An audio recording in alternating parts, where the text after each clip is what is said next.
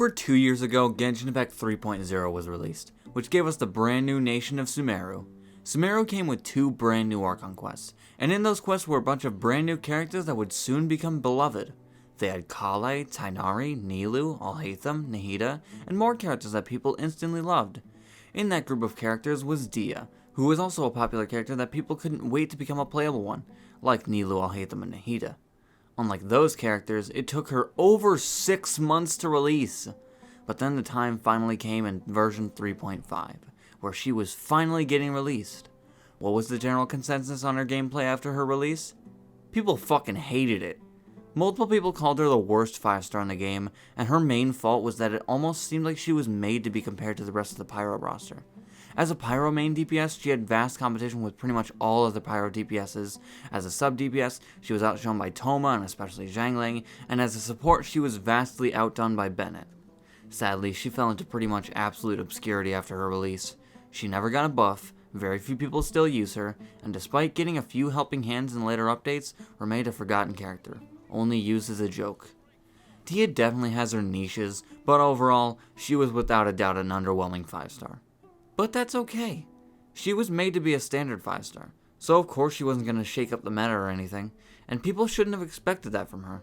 Currently, no standard 5-star character is even near the top of the meta, so I still, after all this time, don't understand why people get so upset over Dehya just being alright. She's comparable to Chi-Chi in many ways, but unlike Chi-Chi, Dehya had to face the wrath of modern meta heads. I maintain my opinion that neither Chi-Chi nor Dehya are actually bad characters. There are more niche characters with better options, but if you want to use them, they'll definitely do well with their roles with the right amount of investment. But that's in teams. What about on their own? Well, for Chi-Chi, that's going to have to wait for another time. But for Dehya, let's test that by beating Genshin Impact using only Dehya. Here are the rules. I can only use Dehya in battle. Any puzzles that require another element can be completed with another character. No healing items in battle, no fighting enemies in co-op, and all claymores are allowed. Now let's see if you can beat Genshin Impact using only Dehya. To start this challenge, we need to actually get Dehya. How are we going to get a 5-star this early in the game without crazy luck? Well, It's gonna be so hard to get this 5-star character. It's a random chance. Like, how am I ever gonna get Dehya? It's gonna be impossibly odd. not the most exciting way to start a challenge, but it works. First we need to do Amber, Kaya, and Lisa's domains, and in terms of enemies, they were all pretty easy. For Amber's domain, we could do the domain normally because Dehya could trigger the Pyro Monument. For Kaya's domain, we jumped over the spikes without needing Kaya, and we skipped Lisa's domain by jumping off an invisible platform. That's the end of Act 1, and now we need to reach AR10 to start Act 2. This is a good time to go over Dehya's pros and cons. We'll start with the pros. She is one of the best elements for a solo challenge. Pyro matches up very well against a vast majority of enemies, and only really struggles against Pyro enemies. I'd say the only element that is better for challenges is Anima because of Swirl, but Pyro is a good second. For her elemental skill, it does pretty good damage and allows you to use it twice. The effects of the skill itself don't matter for this challenge though, because its main damage mitigation effects only works in teams. Her burst got clowned on because of how easy it is to cancel, but it's actually really strong.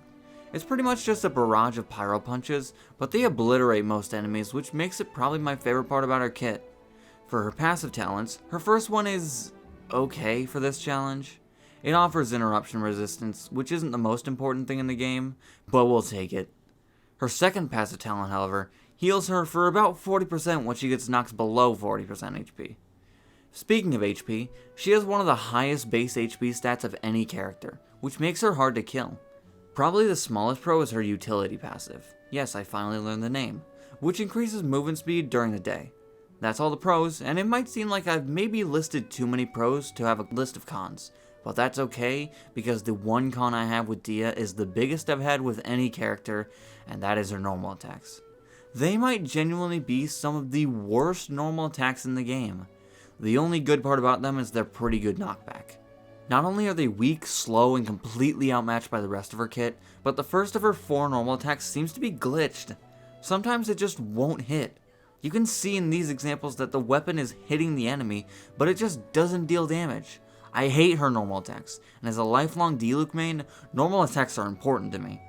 That's the cons, and overall the pros definitely outweigh the one con, but that one con really sucks. To reach AR10 we did the usual Mondstadt exploration. That included opening teleport waypoints, opening chests, completing adventure handbook challenges, and collecting animalculi. There's not much worth talking about when it comes to this AR grind because of how easy it is, but what is worth talking about is the free 10 pull we get when we reach AR 10. I also had the Game Award Primo Gems, and I'll spend them on standard banner as well. It would probably be a smarter idea to pull on a weapon event wish, but you can't get Dehya on that banner, so who cares about it.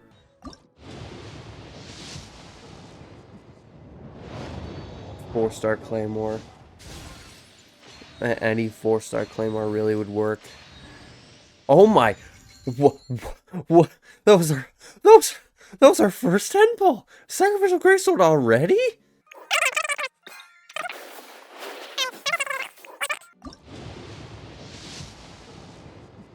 Four-star. For a second I thought it was a 5-star. What the fuck? The game actually let me have a choice of what weapon I would use, which is very rare for any solo challenge. I went with Sacrificial Greatsword because while its effect is normally pretty bad at R1, Dehya can hit in some way with her elemental skill up to 5 times, virtually guaranteeing that she procs the effect. Now time for Act 2. We meet Venti, who leads us to Windrise to fight Eye of the Storm, which was pretty easy to take down once it dropped down. We steal the Holy Lyre and then meet the fellow Pyro Claymore standard 5-star character. He takes us to the Fatui hideout, and the only fight worth mentioning here is the Agent. It might have been a bit of a backhanded compliment when I was talking about her normal attacks, but they do have genuinely useful and effective knockback, which you can see clearly in this fight. Now we need to find 3 teardrop crystals, and the first one requires us to kill a Ruin Guard. It took like 40 seconds to get his HP down to half, and then in about 5 seconds we knocked almost the rest of his HP down with her burst. It's moments like these that explain why I really like her burst. Next one is inside a domain, and the only potentially problematic enemy, the Pyro Abyss Mage, had its shield quickly drained away by the water in the room. Last one is just chilling in a chest at the Hilichurl camp, and now we have all 3, which means we can call Dvalin.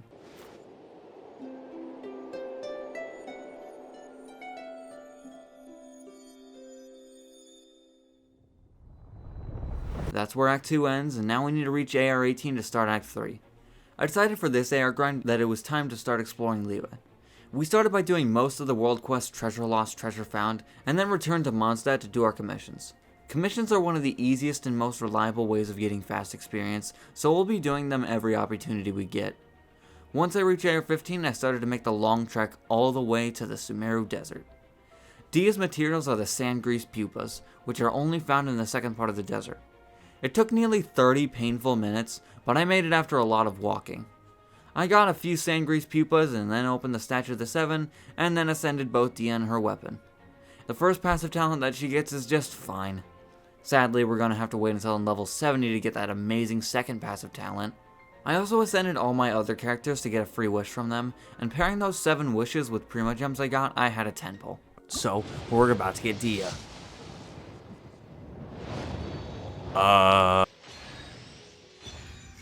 I should shut up. Okay, it's a character. At least be a character I like. I like Gaming. Wait! I completed the rest of Treasure Lost, Treasure Found, as well as completed another world quest, The Trio Stands Alone. My artifacts right now are 2-piece Resolution of Sojourner and 2-piece Berserker, but that will definitely need to get changed as the challenge goes on. To get the rest of the experience I needed, I did the domain Cecilia Garden. It gives the drops that Dehya's weapon needs, and it's easy to do. We quickly reach AR 18 in there, and now we can start Act 3. The Hydro Abyss Mage at the entrance to Storm Terror's lair had its shield quickly taken down by burning the grass below it, and inside Storm Terror's lair we need to trigger 3 light actuators.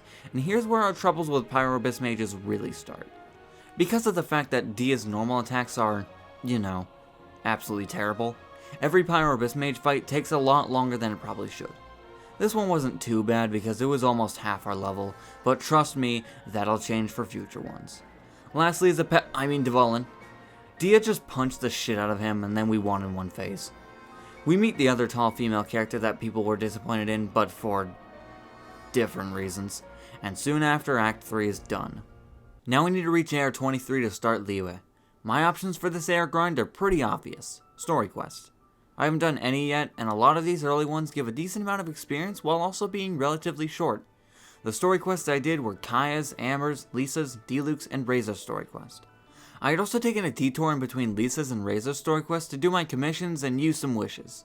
I must have missed something because I had apparently accumulated 13 standard wishes, so I guess let's see what we get. Okay, not to be that guy, but we're at 50 pity, so it'd be pretty cool if this were to fuck you.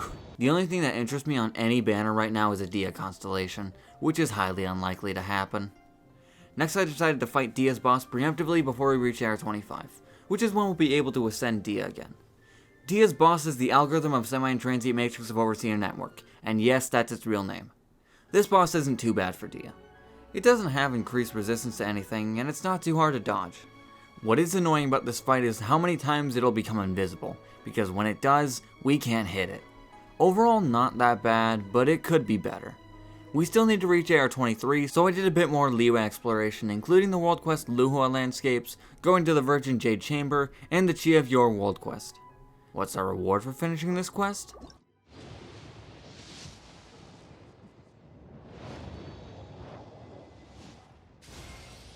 I am Chi-Chi. I have to get the other 50-50 Ruiner on the 50-50 Ruiner's account. But it's on standard banner, come on, be on brand, Chi-Chi. Fun fact, I've never gotten Chi-Chi on event banner, only on standard banner. Raising the stature of the 7th level gets us to AR 23, so now we can start Liyue Act 1. The brutish blundering buffoon dies, and Child tells us to inform the Adepti about his death. First is Mooncarver, who gives us a buff that increases our energy recharge, which not only made this fight really easy, but also entertaining. Next is Mountain Shaper, and for this part we need to find this guy's brother in the Amber. My theory from the last challenge was wrong, but we found him really fast either way. Next is Cloud Retainer, who we gave some food to before skipping her domain. Last is Zhao, and for this part we need to fight a Ruin Hunter. Using our burst, it's completely destroyed. Act 1 is finished, and now we need to reach AR 25 to start Liyue Act 2. I don't really know what to talk about for this AR grind because I did more of the usual Liyue exploration, including the 3 ruins in Lisha, the 3 trials in Tianshu Valley, some Cecilia Garden farming, and unlocking some teleport waypoints to get us to AR 25. And it allows us to ascend Dehya and our weapon, which is still Sacrificial Greatsword and, spoilers, is going to remain that for the rest of the challenge. Now I have to do the Ascension domain, which only has Hilichurls. It was just more destruction with her elemental skill and burst, especially her burst. Now time for Act 2. We meet the brutish blundering buffoon, and then we go to Mondstadt to boil some rocks. While over there we fight some Hilichurls, which are still as easy as always. Later we go inside Granny's teapot, which is filled with slimes. Thankfully all the slimes are the 3 best elements they could have been for our Pyro character. Cryo, Electro, and Hydro. Later we have to go to the Guizhong Ballista to find a Coco Goat for the other 50-50 Ruiner. While there we fight some treasure hoarders who were swiftly taken down. Besides, we all know that the treasure hoarders are just the beta eremites. After that, we go to have a date with Zhongli, and that's where Act 2 ends. Now we need to reach AR 28 to start Act 3. Before doing that though, I decided to get a bunch of Sandgrease pupas, just to decrease the amount of farming I'll have to do later. I ended up having 68 of them by the end, which will tide us over until we reach AR 40. But what are we gonna do for the actual AR grind? Simple. Dragonspine. Dragonspine is chock full of experience, but if you've watched any of my other videos, you already know that, so I'll be quick about recapping Dragonspine. We broke the 3 shards, got the 3 boxes, raised the Skyfrost Nail, got Snow Tomb Star Silver, and got a bunch of Crimson Gate. That gets us to AR 27, but we still have work to do. Next we did Xingqiu's story quest and finally reached AR 28 by doing some domain runs, which means we can finally start Act 3. We activate the Animo mechanism in the mountains with the real cat girl, and then fight the Millet at the Guizhong Ballista. They were just about as easy as the treasure hoarders. Later we have to sing to some flowers for the brutish blundering buffoon. The cryo whopper flowers that appear right after are very easily taken out with our burst. Next we have to fight Child, but I don't think the word fight is accurate for the first 2 phases, because it was pretty much a beatdown for a while. Phase 3 gave us more of a run for my money, but it was still easy. Lastly is Osile, but do you really need me to recap this fight? That's where Act 3 ends. Now we need to get to AR 30 to start Inazuma, as well as complete the 2 Dainsleif quests. Aside from the obviously annoying Pyro Abyss mages, most of the Abyss enemies were easy. They made a dumb change in the We Will Be Reunited Archon quest, where in the last fight of the quest, you don't have to take down the Abyss Herald's Hydro Shield anymore. What the fuck did they do to this quest? What the fuck is this? However, the game was already easy enough, Stop with these kinds of changes. Those 2 quests get us close to reaching AR 30, so I did my commissions and that was enough to reach AR 30.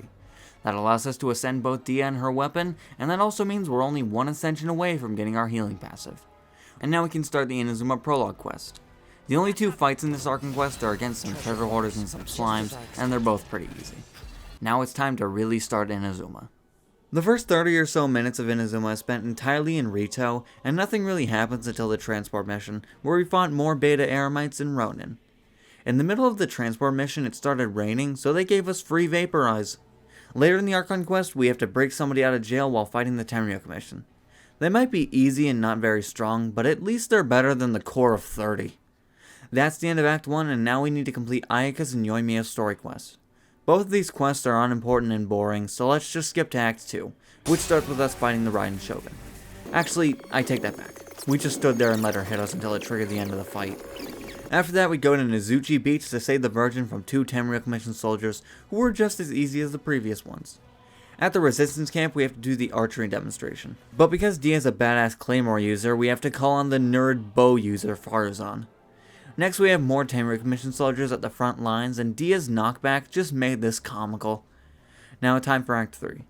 This quest starts with us fighting some Ronin bordering Watatsumi Island, and similarly to the transport mission, it ended up raining, which gave us free Vaporize again. Either Nivelette is really on our side for this Archon quest, or he's just very sad. Next is the Delusion Factory, and this domain only taking about 5 minutes should clue you into how easy it was. Not even the Pyro Gun guy could stop us, even when he got his shield. Barely 2 skibbities in, and you already look like you want me rizzed. You're getting all worked up over nothing. You've changed. You're getting Sigma'd. We meet another tall female 5-star character that took a long time to get released, who takes us to do some anti-Raiden Shogun training. And then we meet... Sayu! Later we fight a bunch of Tenryou Commission soldiers, and despite me having the literal perfect burst for a part of this domain, I didn't use it at that part, and I don't know why.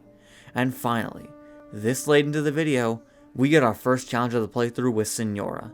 Going into it, I knew it was going to be hell because of how we would have to rely on our normal attacks during Phase 2, but it was really bad. Not only could we only deal pretty pitiful damage, but we were also constantly taking damage because of how Dehya's elemental skill works and Signora's blazing heat. We ended up dying when she still had about 1/5 of her HP, and that was the final straw for me deciding to grind artifacts. I was on the fence about it because I noticed her damage was starting to fall behind a bit, but I knew I had to do it after this. I couldn't farm talents because the domain wasn't available that day, so this was the best I could do. It took a while, but I just barely ended up getting a good 4-piece Vorukasha's glow set and a 4-piece martial artist set if I needed it. I was trying to get HP percent for the sands, but I couldn't quite get it, so I just settled with attack percent. I returned to Signora right after grinding, and the difference between this fight and my first attempt was quite noticeable. We still ended the fight with red HP, but that was to be expected because I wasn't focusing on dodging. Lastly was the second Raiden Shogun fight, otherwise known as I have so much buffs in this fight that it doesn't matter. That's the end of Inazuma. Now we need to reach AR 35 to start Sumeru. The first thing I did was grind Dehya's boss, because once we reach AR 35 we can ascend ourselves again. Once again, the algorithm is still not hard, just annoying with its invisibility. I had also filmed this on a day where I could actually farm Dehya's talents, so that was the next thing I did. I got all of her talents to 4 and finished grinding her boss. Since we're already at 35, I automatically ascended her to level 70. You know what the best part about this is? We finally get our healing passive. For a refresher, this passive talent heals us to about 80% once we reach 40% HP. It's pretty much impossible to die with this talent, so expect some smooth sailing from here on out. Not that everything wasn't already smooth sailing besides Signora. Another thing I did was unlock Imaginarium Theater, which normally wouldn't be very interesting, but Dehya was on the supporting cast of characters, so this was a very good call for me because she gets a 20% stat increase in attack, defense, and HP. Call it cheap if you want, but I call it a tactic. It took all this time and doing the Ascension domain before realizing that I also had to do the Chasm Dainsleif quest. Once again, outside of the Pyro Abyss Mage, it wasn't that bad. It was awesome that we had to fight 3 Pyro Abyss Mages pretty much back to back to back, but I'm fine. I promise. If you're wondering why my Kokomi icon is in the corner, it's because I was on call with a streamer friend of mine named Izzy. Go check them out. With how much suffering I had gone through fighting Pyro Abyss Mages, I was past due for a reward, and I guess this could be considered that. Oh, there's the 5-star. Yep, Yes. it's Kazuha. Okay. Please. It's Kazuha. I'm driving rain or winds that churn. Every Dude. time luck is on my side, it's at the worst moments. Let's just move on to Sumeru. The first bit of combat is the Withering Zone, which is filled with hydro fungi. We were once again given free Vaporize, but this time it was from the river. Later on was the Dream Domain, which had some hilichurls that were pretty easy. We go to Sumeru City to get our Kasha Terminal, and there we meet our completely canon girlfriend Dunyazad. I mean, it might as well be canon. There probably was a piece of dialogue about them talking about how they made out behind the academia. Or is that forbidden knowledge? Dehya says count me out when we're going to Port Ormos, but she goes there anyway and meets I'll hate them. He has us buy some knowledge capsules from Dory, and we test out one that we bought on some fungi that didn't stand a chance. At the docks we had to fight our own bloodline, which were pretty easy as well. That's the end of Act 1, and just look at what we got right after completing this quest.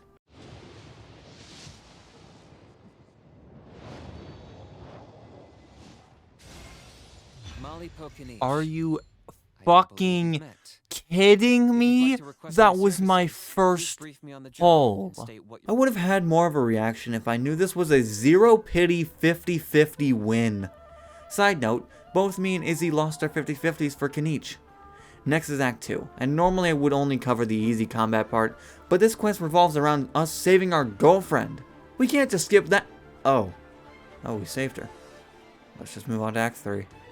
We meet the Doctor, and then fight more of our own in the forest. Dehya does better against grouped up enemies, and because these guys were pretty spread out, it was a little slower than the other Eremite group, and also because there were 3 more than that last Eremite group.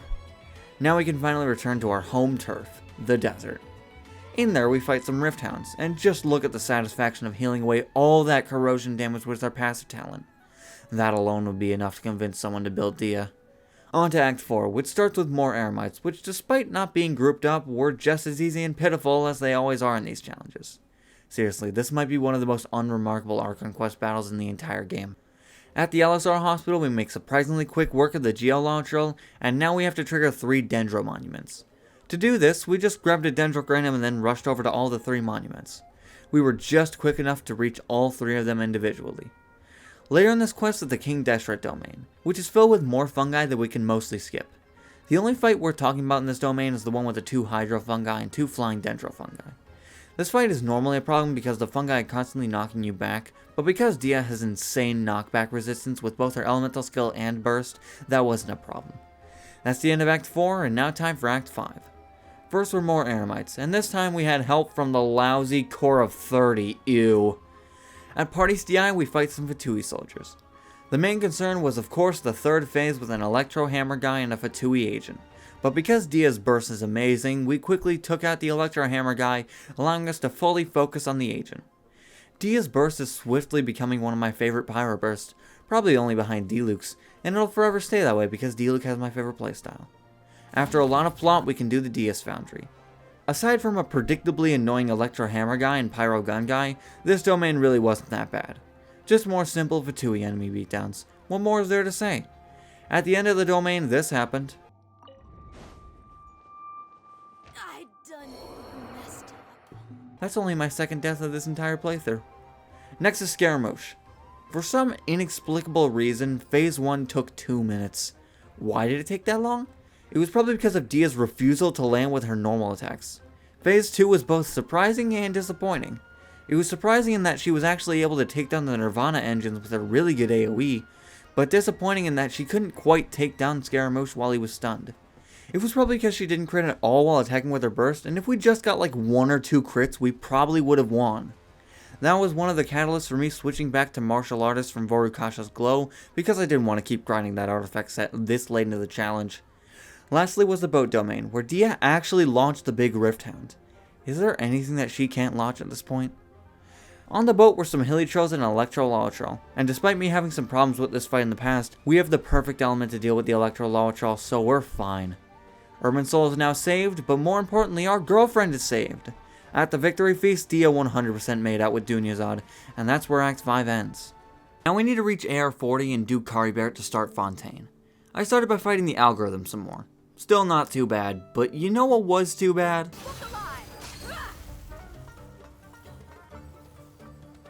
Once I was done with that, it was time to farm materials for my weapon. Not the normal essential materials because I already had all that I needed on that front, but the enemy drops for my weapon. That meant a whole lot of Abyss Mages. Normally it would be completely luck based whether you're going to get a good matchup with an Abyss Mage that you fight or a bad one. But thankfully for a lot of Pyro Abyss Mages, they're located near water so you can quickly get rid of their shields. Once I was done doing that and collecting Sangrease Pupa, it was time to do Kari Bear. The only part worth talking about in this quest is the Cryo Herald, and I really hope I don't have to explain why it was easy. We're almost AR 40 now, and doing a few more domain runs was enough for us to reach AR 40. By the way, Easy's back. I called him Borealis the first time I saw him. Before starting Fontaine, I wanted to get a 5-star Gladiator feather, but I wasn't able to get one, so I just settled for 2-piece Gladiator, 2-piece Exile as my final set. This is my first time ending a solo challenge with 2 5-star artifacts, by the way. Now we can start Fontaine. We meet Lini and Lynette at Romaritime Harbor, and they want us to get some Romaritime flowers. Dehya couldn't collect them because she's not Hydro, so we just use a Hydrogratum to collect them. In the Court of Fontaine, we meet Child, who takes the only fight in Act 1, so we're gonna skip to Act 2. Act 2 is spent mostly with the actually strong, tall female character. Dehya fans, this is a joke. Dehya is actually pretty strong, but just not as good compared to Navia, obviously. Then again, most characters aren't as strong as Navia. And our time investigating with her in this quest leads us to this domain filled with clockwork mecha. We use the usual trio of elemental skill, burst, and knockback to quickly take them down. Acts 3 and 4 are completely devoid of combat, so we're going to skip to Act 5. But first, what do we think Gia got in jail for? Maybe she girl bossed too hard in Sumeru Act 4. Act 5 starts with the tower domain. While this domain definitely has some potentially difficult fights, like some Animo Rogues and 3 Mighty Churls, it's all just practice for the 2 Rogues and Ruin Guard at the top of the tower. However, going into this domain, I knew it wouldn't be that bad. Dehya self-heals herself. What more do I have to say? It went exactly as I expected, and maybe even a bit better. Dehya's burst once again came in clutch, being able to hit every enemy in there at the same time with ease. Later on, we put Farina on trial for not being the real Archon, which leads to Farina and Fosa lore! Farina, I get it. Your backstory, very traumatic, very sad. But, like, can you hurry up? The only part about this quest worth mentioning is the 2 Hydro Gardamex, which were also taken down with the same tactic as the previous Clockwork Mecha. Lastly is the all-devouring Narwhal. The Narwhal phase is as easy as ever, and in the Shadow phase, there was a portion of the fight where I literally just stood still and let him hit me because I knew I could heal it all back. Act 5 is complete, and that means we beat Genshin Impact using only Dehya. This was a very interesting challenge. In terms of her performance, she did really well. Compared to other 5-stars, it's debatable. No doubt one of my easiest challenges, but compared to most other 5-stars, she didn't do quite as well. She did better than Klee for the sole reason that she can actually attack with more than just pyro damage, but she didn't do nearly as well as Diluc and especially Zhongli. This was a hard decision, but I decided to put her right above Fremine only on the tier list, and on the solo tier list below Diluc. I was debating putting Dehya lower than Fremine, but Fremine had the shock factor of doing much better than expected, even if he died more than Dehya did. There are solo challenges that I consider harder from characters that overall dealt more damage than Dehya, but that doesn't matter when you have pretty much no way of dying in combat. She was kind of like a cross between Zhongli and Klee in survivability and damage output, but not really excelling in either of the two. So what's my general opinion of Dehya's playstyle after this challenge is over? Yeah, I can see why she's not very popular. I personally enjoyed playing her, in particular her burst, but her normal attacks were a constant pain, and that 20-ish second cooldown from her elemental skill can be a turnoff for a lot of players, which I understand. Despite this, I feel like she's still an underutilized character that was just released at the wrong time. If you're a low AR player and you get Dehya and you're not happy about it, just because you've heard a lot of negative things about her, try building her. If you're a high AR player and you want to give something new a try building Dehya as well. She definitely deserves the recognition. My next challenge will be another team challenge, healers only, but until then, I'll leave you with that.